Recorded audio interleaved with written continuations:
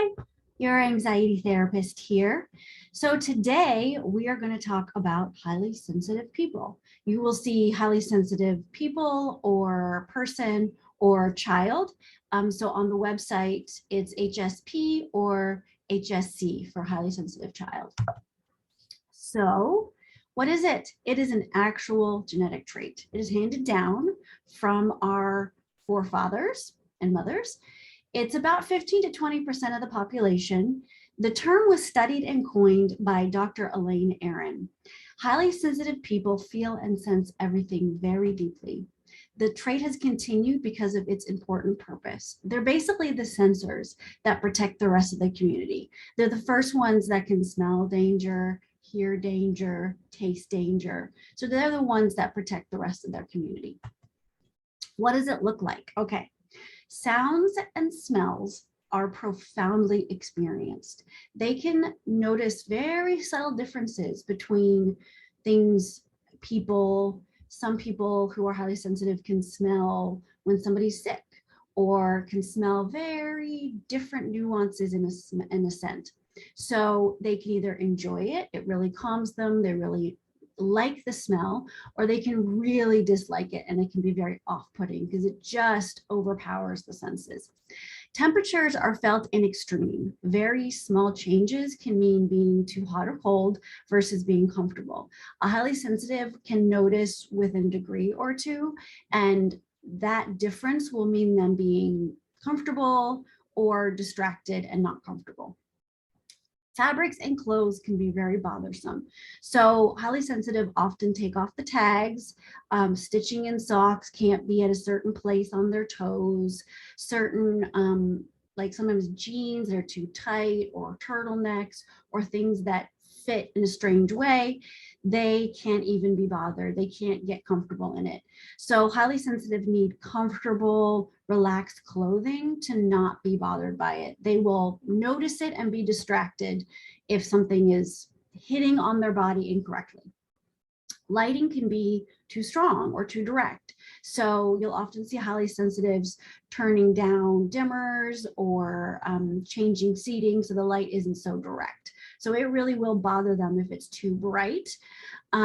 Shows can also be enjoyable or very off-putting. So for a highly sensitive, if they feel like it's a good, happy show, they can enjoy it. If they feel like it's too violent, or if there's too much reality in it and it's somebody suffering, then it can just be so hurtful that it just affects them for the rest of the day.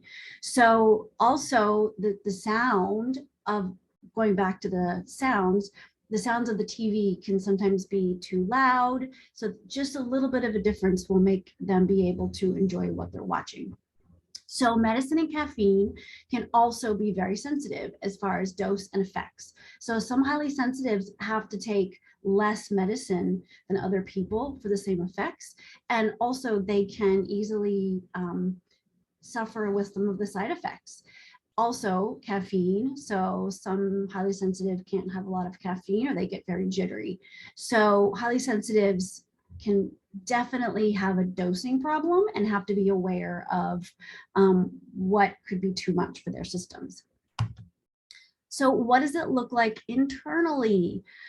So highly sensitives know what others are feeling. They just know it intuitively. They cannot even be talking to a person and they'll just know what's happening with the person on the other side of the room. They'll just know if the person's suffering or uncomfortable. Comments and feedback from others are felt very deeply. Even if something small, like, why did you do that? It feels like a knife to a highly sensitive. It's like, oh, I really messed up. I shouldn't have done that. And it's very personal for a highly sensitive. Highly sensitive also always connect with animals. Animals always seem to come up to them, want to be around them. Also with babies, you can always tell a highly sensitive because babies are always kind of looking at them and kind of curious about them. But a highly sensitive will know by the nuances of what an animal is doing, what it needs, or what it's kind of trying to communicate.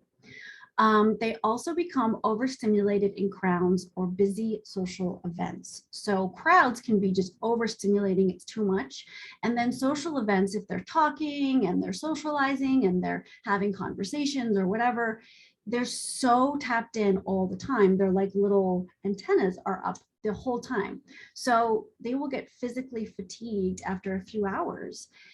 They also like being social. They like connection. They like caring about people. That connection is very important. So it's just important to be aware of the balance, that if a situation can be draining, just to be prepared for that. Easing somebody else's suffering feels like really important work to a highly sensitive. They don't like other people suffering. They know how profoundly it can feel. And so saving somebody or easing somebody from that suffering can be very important work for a highly sensitive. The internal experience is very deep and rich. They're always processing, analyzing, understanding, the compassion. They did that, and then they're thinking this, and then they need that, but I know they need that. And so it's always happening inside the brain, and the internal experience is so full and so rich for a highly sensitive. Highly sensitives and stimulation. So HSPs are always on alert. When they're plugged in, they're with anybody that they care about or anything they feel that they need to do, their antennas are kind of up and going. So even if they're not consciously aware, they're picking up stimulation around them, they're picking up nuances. They may not register that they're seeing somebody shift or changes or facial expressions, but it's all kind of in the processing part of the brain, always happening. So this thing can cause them to be exhausted, and even in big and then in small groups, because they're tapped into very emotional conversations or really understanding what somebody is saying to them. So when they come home from an event, they need to recharge. When they're alone, that's when all the downloads start to happen. So they'll start to go, oh, this person did that, and this person did this, and yeah, did you see that? Did you? It's like they're kind of literally like a downloading computer. So the download takes a little while, even after they go into quiet, and they need some time to just rest the nervous system. So usually they'll need a couple of hours after an event, if not more, to be able to fall asleep. So just to be aware of that. The body will indicate when it's overstimulated and it needs to rest. When the stimulation is up to here and the body's tired, they'll start to notice physical signs. You know, they'll get a pressure headache, they'll get fatigued, they'll get stomach tightness or queasiness. So it depends on the person where that fatigue comes from, but highly sensitive, you'll start to see their energy drain. And it takes time for them to calm down so they can go to sleep afterwards. So what does it mean for them to be comfortable? It means comfortable clothes. It means lighting and temperature is important, because if they don't have it, they're uncomfortable and then they're distracted. They'll notice a tag all day long and be unable to rest and be in their element. Sleep and rest are paramount because social interactions are very important. Feeling loved, feeling connections, feeling bonding, it's really important. But they also have to give themselves off time. They need time to recharge the battery. Even in a small group of loved ones, they're plugged in, they're analyzing, they're watching, they're understanding all the nuances. So being by themselves helps them to literally unplug from everybody else and just be. Knowing their emotions is not always their own. One of the biggest hurdles with HSPs is that they're empathing other people's energies. So they'll feel things that aren't their own. In our natural emotional process, there is a process that kind of processes it. We can feel it, we can understand it, we can move past it and get on with our day. If it's not our own, there's no natural path for our body to deal with it. It gets stuck. So a highly sensitive can feel an emotion for a long time and be unable to let it go because there's no way to release it.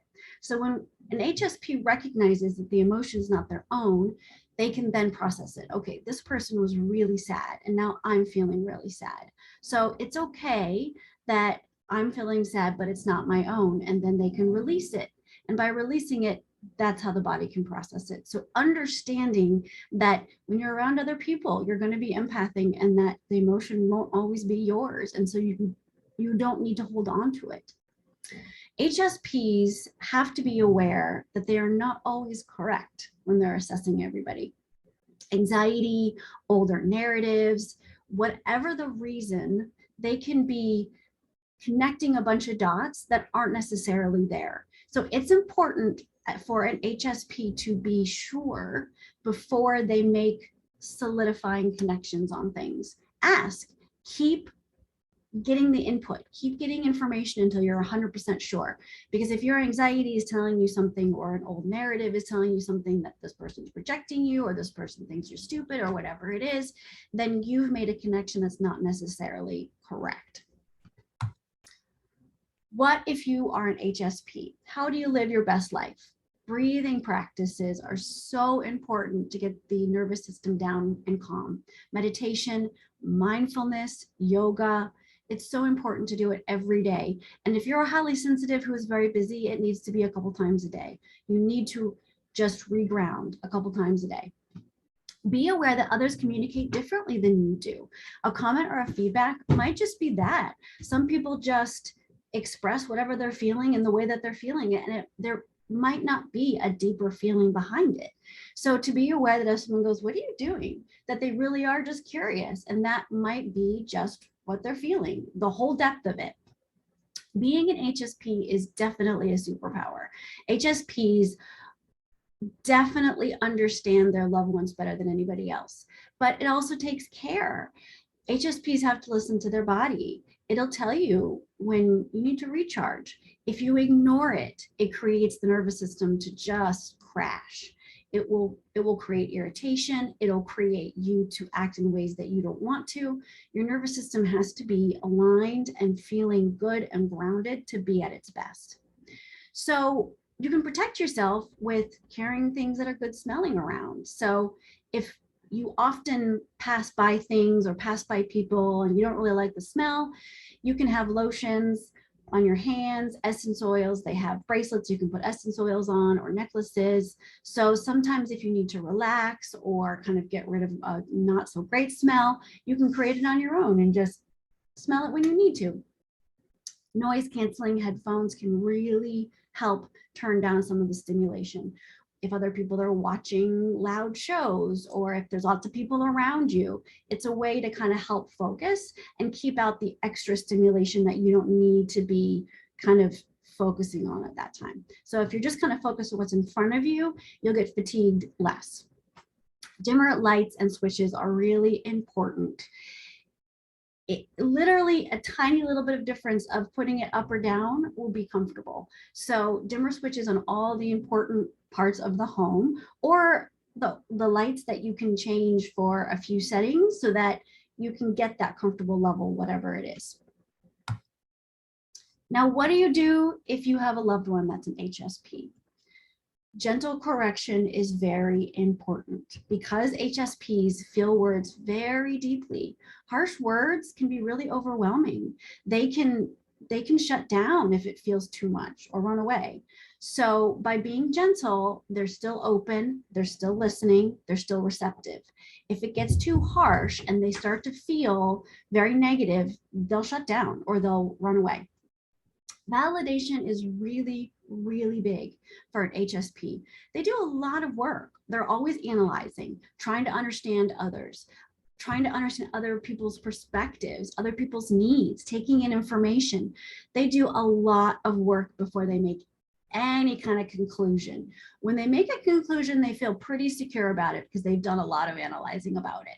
So to validate and say, I really understand why you feel that way, and at least gives the HSP person the validation of the work, that it wasn't just an instantaneous thought process. They often feel first and foremost that whatever the problem is because of them. It's their first innate response is the self-reflection of, oh, I didn't do this. This person must be disappointed. I wasn't adequate in that. So a simple comment is filtered that they disappointed or didn't do something well enough. So choosing your words really carefully to an HSP can mean them hearing you versus them going straight into a guilt place. So, hey, I know you don't really have a lot of time, but if you clean up the dishes, I'd appreciate it. the words themselves can make a big difference. If your loved one is looking physically fatigued, they will need quiet and calm around them until their battery is recharged. So sometimes if you have an HSP that's a loved one, you have to remove them. You can see that they're getting fatigued and you have to say, come on, let's go home. You know, come on, let's give you a little break, right? Whether it's your significant other, whether it's your child, you'll notice the physical shift if you're paying attention that they've hit it and they're about to melt down. So if your child is having a temper tantrum, and this means really young and it also means older, they can just be so overstimulated and overwhelmed in the system that they shut down. You can tell the difference between a temper tantrum and an overwhelming HSP meltdown. If you give your child what they're asking for and they stop, it's a temper tantrum. It means they're doing it on purpose. If you offer that to the HSP child and they're not stopping, it's because it has nothing to do with that thing. They're just, their whole system is overwhelmed. So they need time to release it, usually by hugging them, by holding them, by rubbing them. If they let you, you can calm down the nervous system in that way. So if this sounds like you, which by the end of this, you will either know that it is or it isn't, or someone that you love, you can do a quick free assessment on hsperson.com. That's Elaine Aron's website. And if you look at the self-tests, highly sensitive child, or are you a highly sensitive, it's just really simple questions. And then at a certain number of check boxes, you're considered a highly sensitive or not. So it'll give you a good idea of whether you meet the criteria or not. So just remember that being a highly sensitive is a superpower. It's a beautiful thing. When they love someone, they are very attuned to what their loved one needs. And they also need to give themselves what they need to be their best. So that's really important while they're navigating their superpower in this world. So have a wonderful day, and I'll see you guys next time. Bye.